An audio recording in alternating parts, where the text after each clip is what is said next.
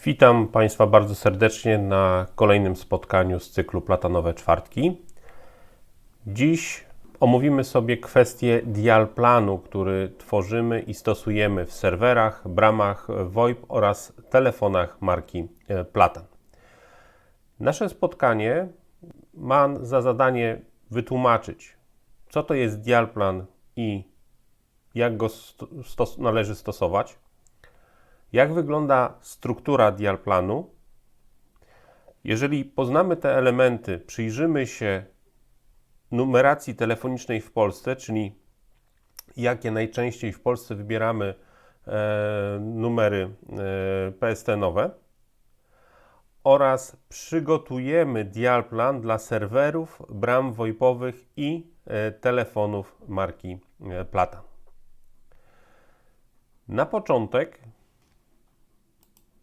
co to jest dial plan? Ogólnie można powiedzieć, że jest to zbiór reguł i wzorców numerów, na podstawie których urządzenia takie jak VoIP, jak bramki GSM, czy niekiedy urządzenia ISDN-owe określają koniec wybierania numeru przez użytkownika.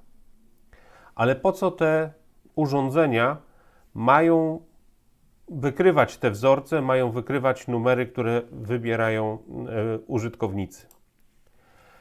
W tradycyjnej telefonii, w telefonii analogowej, z teorii telekomunikacji wiemy, że w momencie, kiedy mamy telefon podłączony do linii analogowej u operatora, czy do centrali telefonicznej, to podniesienie słuchawki tego aparatu telefonicznego oznacza dla operatora bądź dla urządzenia żądanie zestawienia kanału do przeprowadzenia rozmowy. Potwierdzenie otrzymania tego kanału otrzymujemy w formie sygnału zgłoszenia, popularnie zwanego sygnału ciągłego. Oznacza to tyle, że operator bądź urządzenie przyznał nam kanał do wykonania rozmowy i możemy rozpocząć wybieranie numeru. Numery, które wybieramy w klasycznej telefonii, odbywa się cyfra po cyfrze, czyli po podniesieniu słuchawki otrzymujemy ten sygnał ciągły, wybieramy jedną cyfrę, ona automatycznie jest wysyłana do operatora bądź do urządzenia odbierającego, kolejną cyfrę i tak cyfra po cyfrze operator zbiera ten numer i zestawia połączenie. Tak wygląda to w przypadku telefonii klasycznej, telefonii analogowej. Nieco odmiennie jest w telefonii VoIP-owej, telefonach GSM-owych. Na czym to polega? A mianowicie, przyglądając się takiemu typowemu rozwiązaniu, gdzie stosujemy dial plan, czyli dla urządzeń VoIP-owych, jeżeli telefon VoIP-owy zalogowany jest do operatora VoIP-owego bądź do centrali VoIP-owej, wówczas podniesienie takiej słuchawki również powoduje, że słyszymy sygnał zgłoszenia, czyli ten sygnał ciągły. Natomiast może to się również wydarzyć w momencie, kiedy ten telefon nie jest zalogowany, czyli generalnie w ogóle nie jest podłączony tak naprawdę tylko i wyłącznie do prądu. Ten sygnał zgłoszenia, sygnał ciągły, emulowany jest przez urządzenie VoIP-owe. W związku z tym, aby to urządzenie VoIP-owe typu telefon VoIP-owy, brama VoIP-owa wysłała żądanie do urządzenia odbierającego zestawienia kanału do rozmowy, potrzebne jest wydanie odpowiedniej komendy. Bardzo często w telefonii VoIP-owej, przy telefonach VoIP-owych szczególnie, w momencie, kiedy wybieramy numer, na wyświetlaczu pojawia się opcja wyślij, która oznacza, że zakończyliśmy wybieranie numeru i ten cały numer zostaje wysłany do urządzenia centralowego bądź do operatora VoIP-owego w celu zestawienia połączenia. Innym sposobem poinformowania operatora VoIP-owego czy centrali VoIP-owej o zakończeniu wybierania numeru jest wciśnięcie klawisza hash. I ostatnim, ale myślę, że takim najwartościowszym i najszybszym rozwiązaniem jest poprawne zdefiniowanie planu numeracyjnego w centrali, w telefonie VoIP-owym, co spowoduje, że użytkownik nie musi dokonywać żadnych innych czynności, takich jak właśnie wciśnięcie opcji wyślij czy hash i realizacja połączenia dokładnie tak, jakby to realizował przy wykorzystaniu telefonu analogowego, czyli podniesienie słuchawki, wybranie numeru i następuje zestawienie połączenia. Czyli w momencie, kiedy urządzenie uzna, że wzorzec numeru został spełniony, wówczas wysyła ten numer do operatora, do centrali telefonicznej w celu zestawienia połączenia. Jeżeli wiemy już, do czego nam służy ten dialplan, to aby przygotować dialplan, musimy na początek zastanowić się, jakie w ogóle mamy możliwości wybrania numeru. Zajmiemy się numeracją w polskiej strefie numeracyjnej. Zdefiniujmy sobie, jakie numery możemy wybierać w Polsce. I na pewno będą to numery stacjonarne, komórkowe,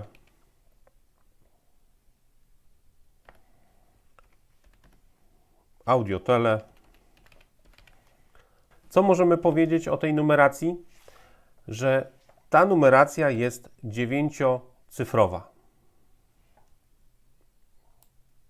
czyli będzie posiadała 9 cyfr. Kolejne numery, które możemy wybierać w Polsce, to są numery alarmowe. I tu mam na myśli numery 112, 997, 998, 999, 986 i jeszcze parę innych numerów alarmowych, które możemy w Polsce wybrać. Kolejnym zakresem numeracji, które możemy wybrać w Polsce, to są tak zwane numery usługowe,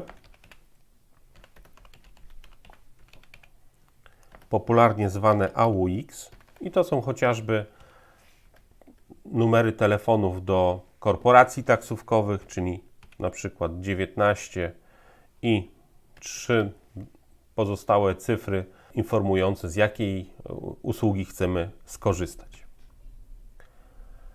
Znane są również numery typu 118 913, czyli chociażby Krajowe Biuro Numerów u jednego z operatorów.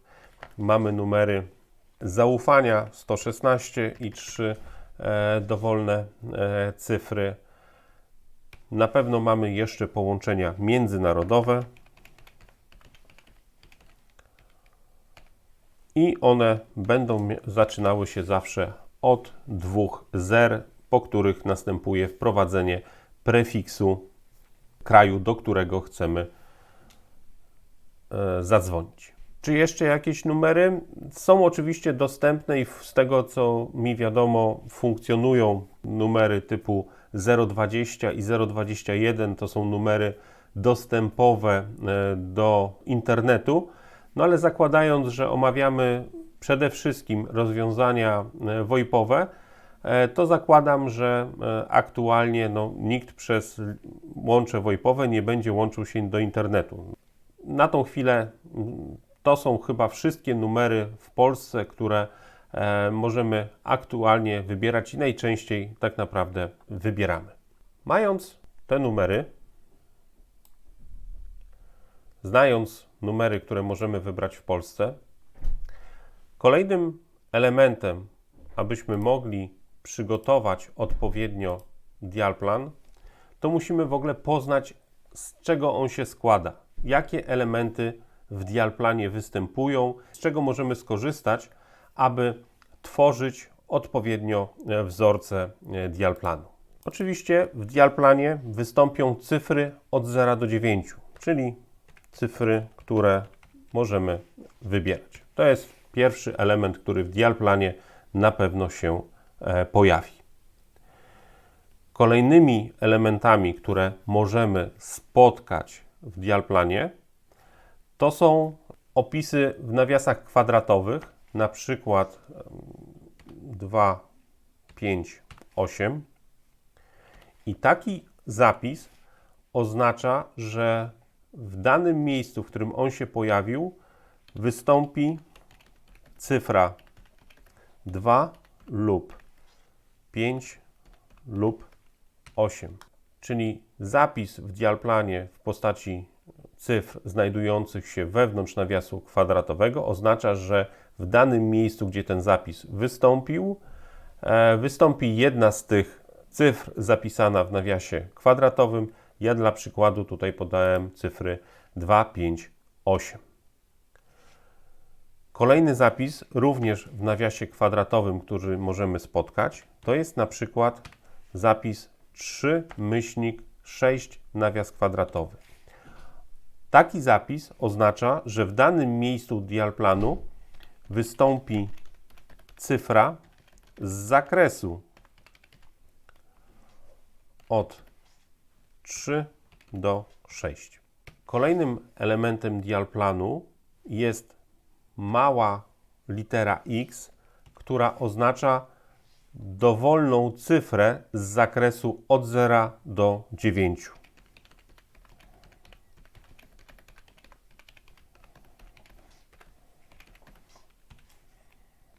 Kolejny zapis, który znajdziemy w dialplanie, to jest zapis X kropka, który oznacza dowolnie długi ciąg cyfr z zakresu od 0 do 9.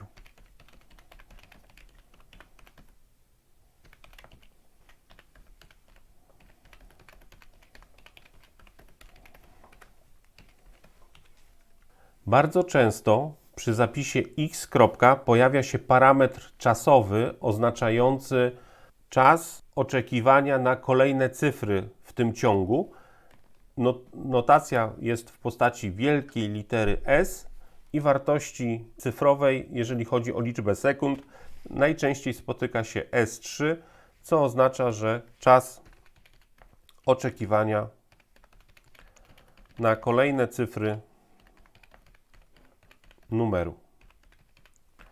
No i tu w przykładzie są to 3 sekundy. Skoro mówimy, że dialplan pozwala nam na tworzenie wzorców, czyli kilku różnych wzorów, które będą dopasowywane do tego, co wybiera użytkownik, to musimy również posiadać znacznik, który będzie jednoznacznie określał, kiedy przechodzimy do sprawdzenia kolejnego wzorca, który zdefiniowaliśmy w dialplanie. W dialplanie stosujemy pionową kreskę, która separuje kolejne wzorce dialplanu, czyli separator wzorców dialplanu. Elementy dialplanu, które tutaj w tej chwili wymieniłem, w zupełności nam wystarczą do zdefiniowania dialplanu dla numerów, które wybieramy w Polsce. Oczywiście dialplan ma troszkę więcej elementów, chociażby nawiasy trójkątne, które pozwalają podmieniać cyfry wybierane przez użytkownika, dodawać cyfry, odejmować pewne cyfry z numeru. Natomiast do stworzenia dialplanu takiego podstawowego na numery krajowe te elementy nie są nam potrzebne. Skoro znamy i plan numeracji, i z czego składa się plan numeracyjny, zdefiniujmy w tej chwili dialplan dla polskiej strefy numeracyjnej. Zasada dialplanu jest taka, że dialplan czytany jest od lewej do prawej strony. Czyli musimy pisząc dialplan, pamiętać, że w pierwszej kolejności będzie sprawdzony wzorzec, który zdefiniowany po lewej stronie. Jeżeli on nie zostanie spełniony, dopiero zostanie sprawdzony kolejny wzorzec, czyli te nasze wzorce musimy tak zdefiniować, aby one w żaden sposób się nie zakłócały. Ja to ogólnie mówię, że musimy zacząć pisać dialplan od wzorcy najbardziej charakterystycznych. Co uważam pod pojęciem wzorzec najbardziej charakterystyczny? Oznacza to, że znam jak najwięcej cyfr danego numeru i jednocześnie znam długość numeru, który może zostać wybrany. Mając tą wiedzę, przystąpmy do pisania dialplanu.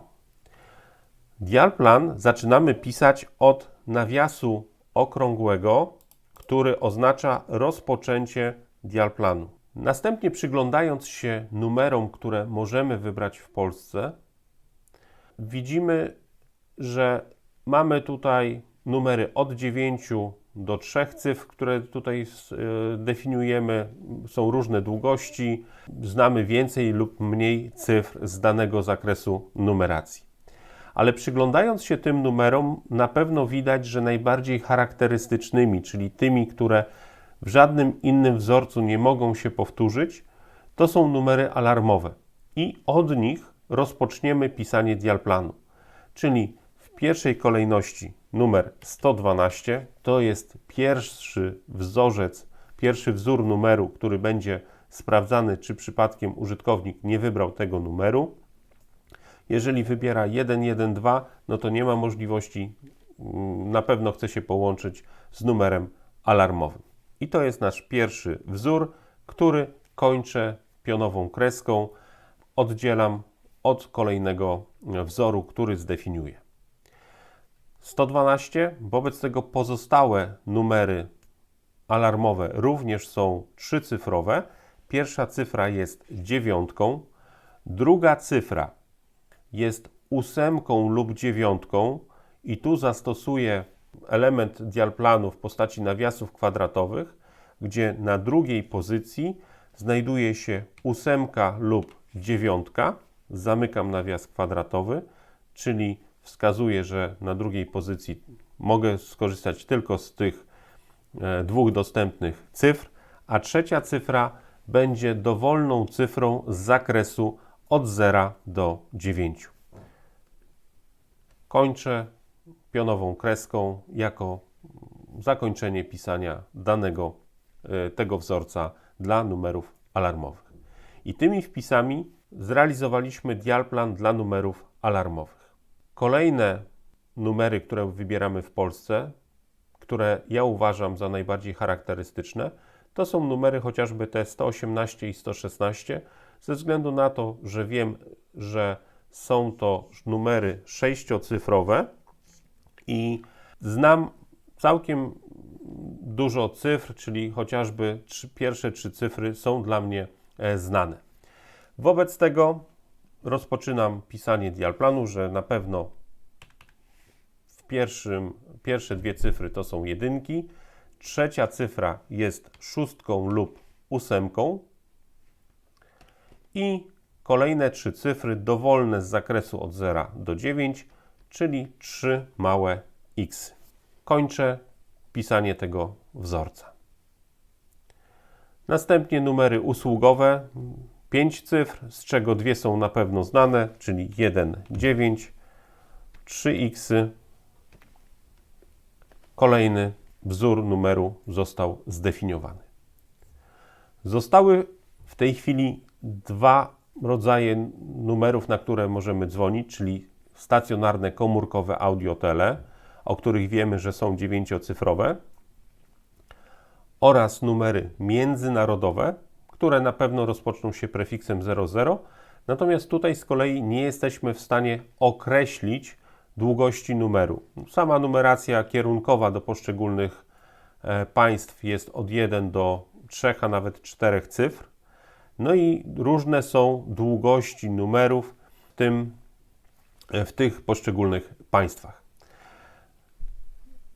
Zacznę od numerów stacjonarnych, komórkowych i audiotele, ze względu na to, że oprócz tego, że wiem, że są to numery 9-cyfrowe, wiem jeszcze jedną rzecz o tych numerach, a mianowicie pierwsza cyfra nigdy nie jest cyfrą 0, czyli pierwsza cyfra numeru, który będzie wybierany, to jest cyfra z zakresu od 1 do 9.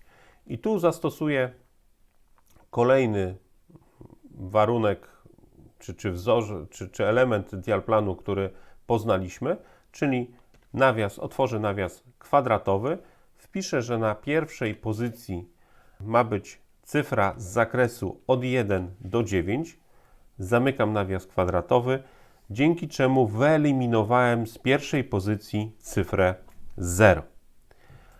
I następnie 8 dowolnych cyfr z zakresu od 0 do 9, czyli dodaję 8 xów. Kończę pisania wzoru na numery stacjonarne, komórkowe i audio-tele. Zostały numery międzynarodowe, czyli 0, 0, na pewno ten prefiks, który obowiązuje nas do wybierania numerów międzynarodowych. Następnie nie znam liczby cyfr, które będą dalej wybierane, czyli zastosuję element dialplanu x, który oznacza dowolnie długi ciąg cyfr z zakresu od 0 do 9 i z kolei wprowadzę tutaj dodatkowo kryterium czasowe S3, czyli odstęp pomiędzy kolejnymi cyframi w tym wzorze nie może przekroczyć 3 sekund. Jeżeli zostanie przekroczony ten czas, system uzna, że użytkownik zakończył wybieranie numeru. I w ten sposób kończę pisanie dialplanu. Dialplan, który tutaj zdefiniowałem, wydaje się tym najlepiej dopasowanym do tej numeracji, którą wybieramy w Polsce, i mając zdefiniowany ten dialplan, będziemy mogli przypisać ten dialplan do urządzeń w platanie. To jest dialplan dla linii miejskiej VoIP-owej. A co w przypadku, kiedy tym elementem oddzielającym nas od operatora jest centrala, do której podłączamy bramy VoIP-owe bądź telefony VoIP-owe? Dla tych urządzeń dialplan musi zostać zmodyfikowany, ponieważ w pierwszej kolejności te urządzenia, które są podpięte czy to przez bramy VoIP-owe do centrali, czy telefony VoIP-owe, które są podpięte do właśnie serwera PBX, mają dodatkowy zakres numeracji. Przede wszystkim jest jakiś zakres numeracji wewnętrznej, jak również bardzo często zdarza się, że jest prefiks wyjścia na miasto, czyli ten prefiks informujący centralę, że połączenie będzie miejskie. Wobec tego musimy przed przystąpieniem tworzenia dialplanu dla telefonów i bram VoIP-owych dokonać pewnych założeń. Przede wszystkim musimy zdefiniować, jak wygląda numeracja wewnętrzna w systemie centralowym. Jest 2-, 3-, 4-cyfrowa. Jakie cyfry są wybierane jako te numery wewnętrzne, numery funkcji, które są dostępne w centrali telefonicznej. Oprócz tego musimy również znać prefiks wyjścia na miasto. W serwerach Platana takim domyślnym prefiksem wyjścia na miasto jest cyfra 0 i takie założenie wykonuję do przygotowania dialplanu dla telefonów i bram VoIP-owych oraz numerację 3-cyfrową wewnętrzną, gdzie pierwsze cyfry są od 2 i 3. Jak dla tych urządzeń będzie wyglądał dialplan? Rozpoczynam tworzenie dialplanu standardowo od otwarcia nawiasu okrągłego. Następnie, jeżeli mamy zachowane domyślne ustawienia centrali, to również wybranie numeru 112 oraz numerów podstawowych, numerów alarmowych nie wymaga wybrania prefiksu na miasto. Przypomnę, że w centralach telefonicznych Platana, w serwerach Proxima bądź Libra w menu dystrybucja ruchu numery alarmowe, tak, czyli w tym miejscu, mamy możliwość zdefiniowania numerów alarmowych, które użytkownik wybiera, wskazania numeru docelowego, który centrala wybierze i skieruje przez odpowiednie linie miejskie w celu zestawienia połączenia z odpowiednimi służbami. Także tutaj, mając zdefiniowane te domyślne parametry, możemy również rozpocząć pisanie dialplanu od numerów alarmowych, czyli standardowo 112, 9, 8, 9, X i te dwa pierwsze wzory możemy zachować dokładnie tak samo jak dla linii miejskiej.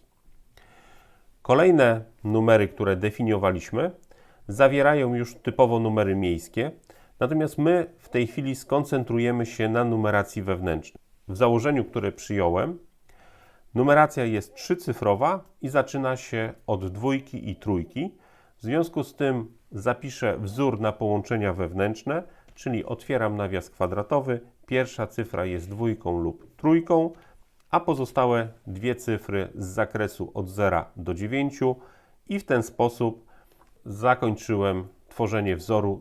W serwerach Platana mamy również domyślnie ustawiane grupy wspólnego wywołania na cyfrę 6, wobec tego tutaj też ewentualnie możemy dodać jeszcze cyfrę 6, jeżeli będą połączenia do grup wspólnego wywołania w tej domyślnej takiej konfiguracji, która znajduje się w serwerach Platana. Kolejnymi numerami, które użytkownicy będą wybierali, to są numery już związane z wyjściem na miasto, czyli musimy dodać prefiks wyjścia na miasto, czyli do numerów 116, 118, do numerów usługowych zaczynających się na 19, do numerów stacjonarnych, komórkowych i audiotele oraz do połączeń międzynarodowych musimy dodać cyfrę 0, czyli tworzymy reguły. Pierwsza cyfra 0, czyli wyjście na miasto, 1, 1, następnie 6, 8, zamykamy nawias kwadratowy i 3x. Ponownie 0, następnie 1, 9 i 3x, czyli dla chociażby wezwania taksówki. Połączenia realizowane na numery stacjonarne, komórkowe i audiotele. 0, pierwsza cyfra 1 z zakresu od 1 do 9, 8 kolejnych cyfr z zakresu od 0 do 9,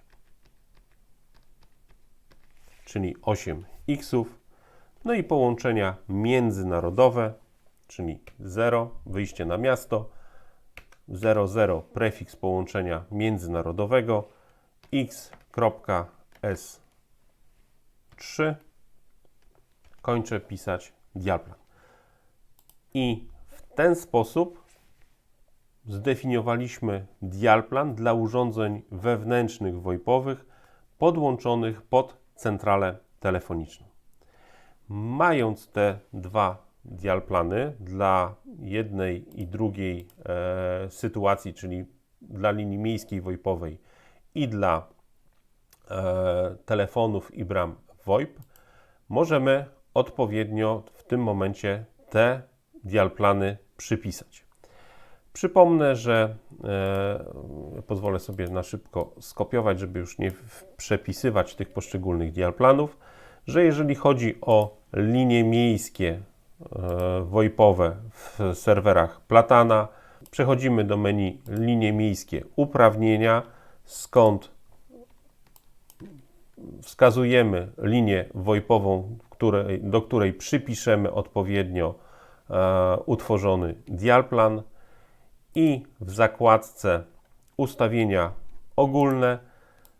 W planie numeracyjnym ten dial plan wpisujemy, czyli dokładnie to, co przed chwilą zostało zdefiniowane podczas tej prezentacji. Tak wygląda sytuacja dla linii miejskich VoIP-owych. Powiedziałem, że również o liniach GSM-owych. Linie GSM-owe również mają dial plan, który definiujemy. Tutaj mogą się pojawić jeszcze dodatkowo wzorce, chociażby zawierające znak w postaci gwiazdki. Niekiedy połączenia do biura obsługi klienta zaczynają się od gwiazdka i jakieś na przykład 3 cyfry. To też musimy w razie czego uwzględnić przy dial planie. Często spotykam się z takim zdziwieniem, że jak to na liniach GSM-owych występuje w ogóle dial plan.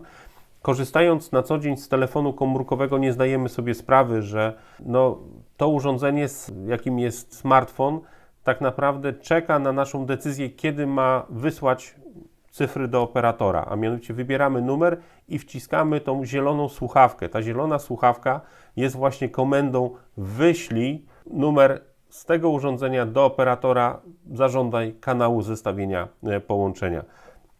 Także w telefonach komórkowych nie ma dial planu, natomiast jeżeli korzystamy z linii GSM wbudowanych w centralę, tu nie mamy na telefonach, czy to analogowych, czy VoIP-owych, czy jakichś innych, tej zielonej słuchawki, która będzie informowała kartę SIM, że zakończyliśmy wybieranie numeru, dlatego przy liniach GSM również definiujemy ten dial plan. Zdefiniowany dial plan dla linii miejskiej został przypisany. A co w przypadku telefonów VoIP-owych i bram VoIP-owych? Zaczniemy od bramy VoIP-owej, a mianowicie zaloguję się do bramy Platana i w momencie, gdy definiujemy konta w bramie VoIP-owej, w ustawieniach zaawansowanych znajduje się dial plan, który odpowiednio przypisujemy. Domyślnie dial plan, który został tutaj wprowadzony, jest to dial plan do linii miejskiej, czyli do podłączenia bezpośrednio bramy VoIP-owej do usług operatora.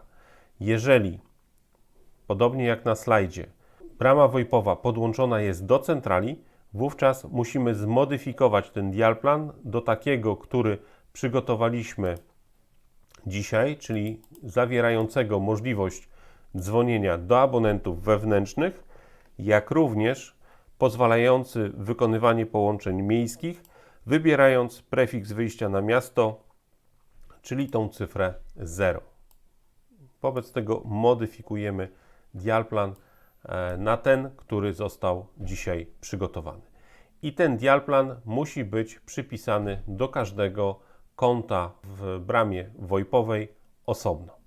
Ze względu na to, że te porty mogą być oczywiście logowane do jednego systemu, ale również użytkownik musi mieć możliwość logowania poszczególnych kont VoIP-owych w bramie do różnych operatorów, do różnych urządzeń VoIP-owych. Tak wygląda sytuacja w przypadku bramy VoIP-owej. A jak to wygląda w przypadku telefonu VoIP-owego Platan? A mianowicie, aby zdefiniować dial plan dla telefonu VoIP-owego, przechodzimy do zakładki Telefon.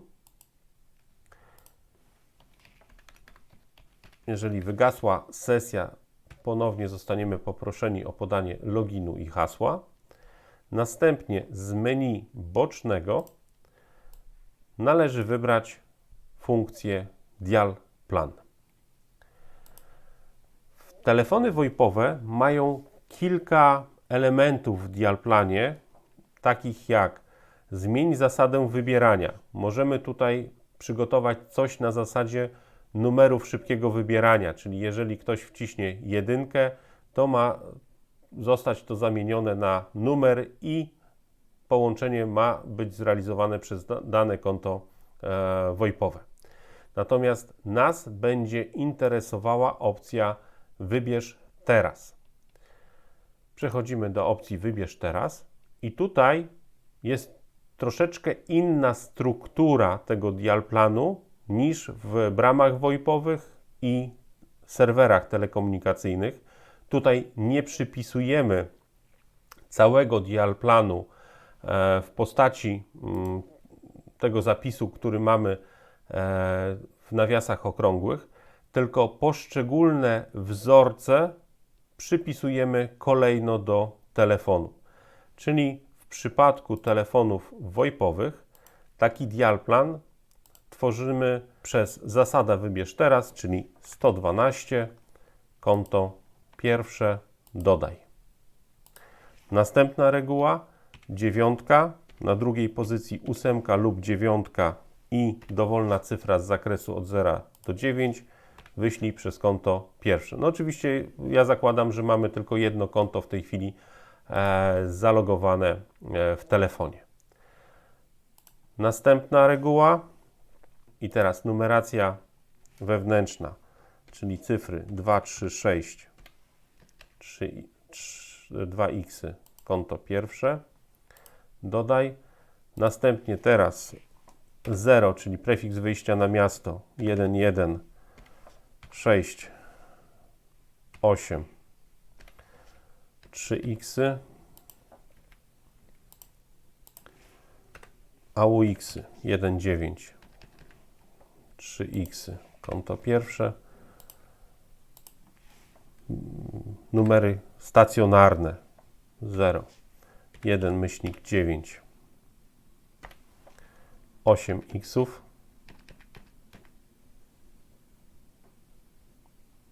konto pierwsze, no i połączenia międzynarodowe 0, 0, czyli 3 zera, x, kropka, konto pierwsze, dodaj. I w ten sposób tworzymy dial plan dla telefonów VoIP-owych, podając te poszczególne wzorce w osobnych wierszach kolumny, którą definiujemy w zakładce dial plan wybierz teraz. W ten sposób mamy gwarancję, że nie potrzebujemy wykonywania żadnych dodatkowych operacji przy wybraniu numeru typu wyślij bądź wciskania klawisza hash w celu zatwierdzenia wybierania numeru. Czas na pytania. Czy przy autoprovisioningu dla IPT i Yealink dial plan nadpisze się w telefonach po pobraniu przez nie konfiguracji z centrali? Nie, nie nadpisze się.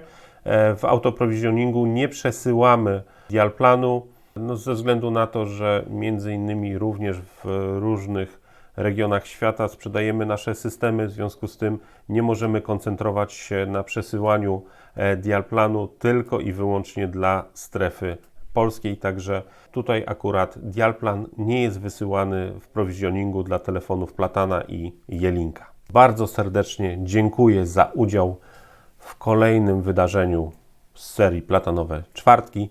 Zapraszam na kolejne spotkanie, które odbędzie się 21 kwietnia. Do zobaczenia, do usłyszenia.